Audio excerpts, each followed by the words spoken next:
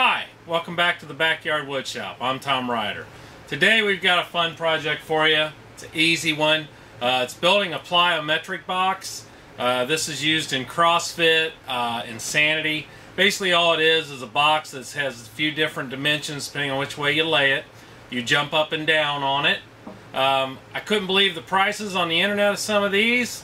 They're going for as much as $150, you know, in between to $50, depending on the dimensions and what they're made of.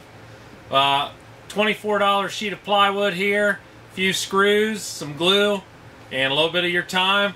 You can have one of these too. Okay, so I'm just holding this up to the camera. It's just my plywood breakdown. You're going to need pieces that are 30 inches wide by 24 tall here. Another one at 20 by 24, so you're going to have two of each of those. And then you're going to have another one at 20 by 30 inches tall here. So you're going to have doubles of each of these, which will make up all your sides for the plyo box.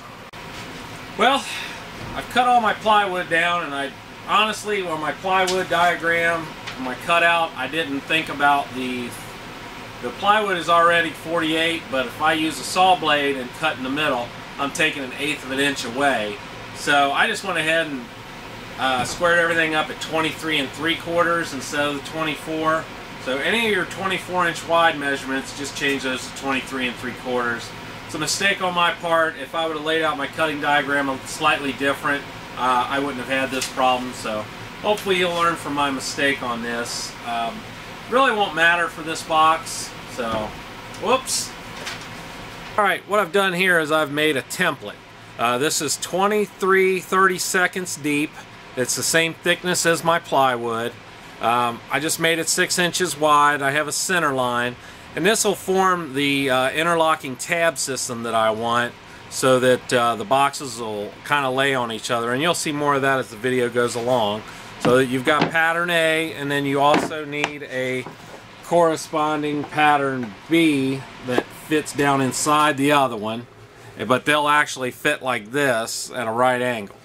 So once you have those, you can use your router and have precise joinery all the way around your box. So what you want to do is, on your template, you want to have a center line drawn, and then you want to find the center all the way around your board, so that when you lay out your joinery, everything will stay pretty centered. So I got my center marks lined up.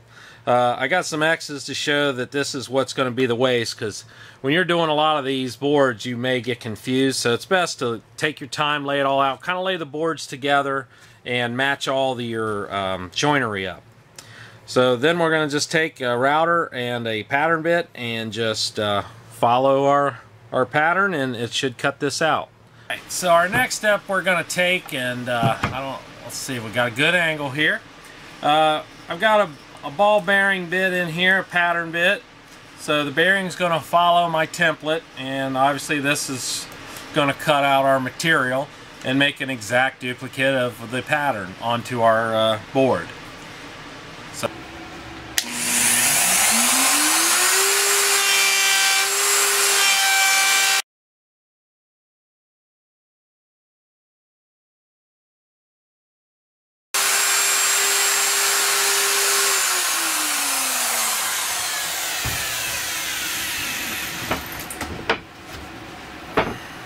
that makes your pattern. One of the things you'll notice if you're using a router bit in the template is it leaves a rounded shape in the corners. So it's really easy to get that out of there. All you need to do is take a chisel, and you're just gonna, I don't leave the template on there, but you could. You just want to be careful not to cut into it.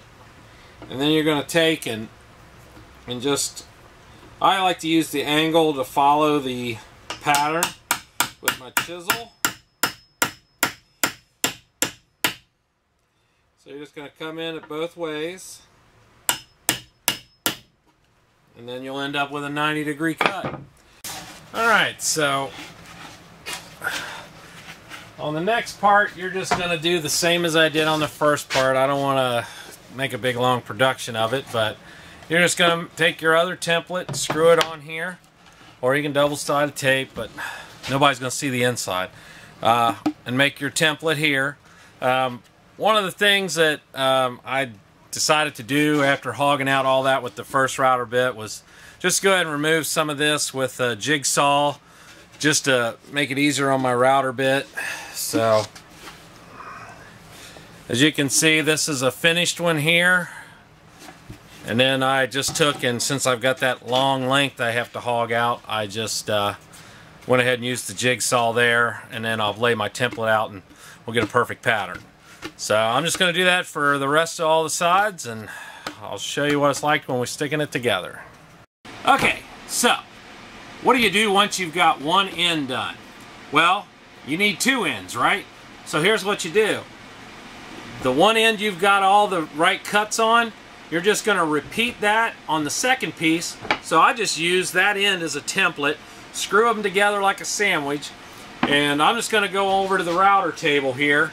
I've got a bit set, and I'll make my cuts with the router bit, and I'll be all ready to go. You can hog out some of the other material with the jigsaw again if you'd like, and make it a little easier on your router table. Alright, so once you get all your pieces cut, before you put it all together, you're going to want to go ahead and cut out a handle so that you got something to carry this box by. So I already have a template made that this piece here is irrelevant, but I have a piece that this registers on drawers to make my drawers. I did it for my workbench and a few other projects. But it makes a nice handhold for me, size of my hand, so I figure if it'll fit me, it'll fit most people. And literally all it is just 1/4 inch hardboard that I screwed down real quick, and I got center lines drawn on it. I don't know if you can see that. Alright, well, you can see I've got the box held together with some clamps. The joinery is really tight, right on, of course. This time I didn't make a mistake. It's, you know, with plywood, you know, you buy this construction grade, cheaper plywood. This is 3/4 inch, well, 23/32. It's a little wavy and a little warpy, but if you work with it, you can get it together. I've rounded over my handles, so they feel nice and comfortable. So I'm going to put this thing all together with just screws and glue. Alright, so we've dry assembled the box. We know it'll all fit. So now you just want to start with the glue and the screws. I'm just going to pre-drill and countersink wood screws once I get it glued. Those will stay there. You'll see them, but it won't matter for what this box is. One of the other things I decided to do was I'm going to put in a middle support right in the center. I'm just going to shoot screws across it. It'll be fine. If you don't want to see the screws, you can always do pocket holes on the inside and just have one layer on the out. So glue and screw that. If you do add this, you're going to need more than the sheet of plywood. You'll need another quarter piece of plywood as well. But if not, you can just stick with the original plan. I think this will just really help reinforce the box and make it really solid. Okay, so if you've got a newfangled workbench, putting big panels together becomes a really easy task. I've got this locked in on the planing wedge here, top and bottom.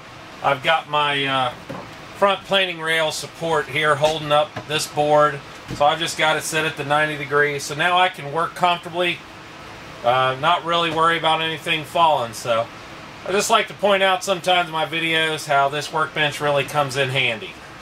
Alright, so once you got your glue applied, I've just got a clamp kind of hold things in position for me.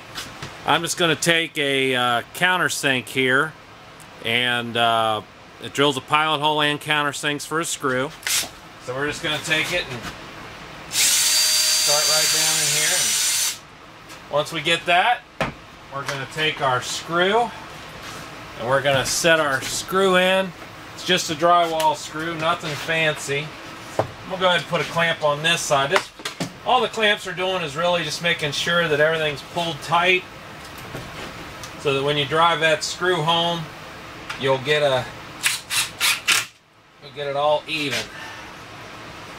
And that's pretty much all it is. Well, you can see I've jumped ahead a little bit. I've got everything glued and screwed for up to this point.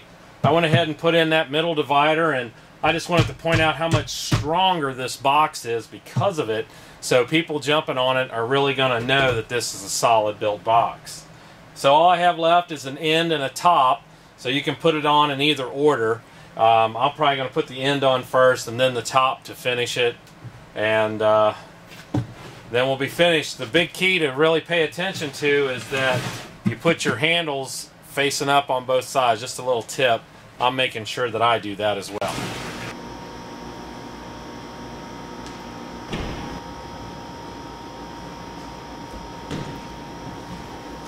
Alright, what do you think? That's exactly what I was looking for. Thank you. Great. I'm Mary Ryder with Move Your Body Fitness. And I'm Tom Ryder with the Backyard Woodshop. If you need to email me, do it at backyardwoodshop@gmail.com. Leave a comment if you like. Thanks for watching and please subscribe.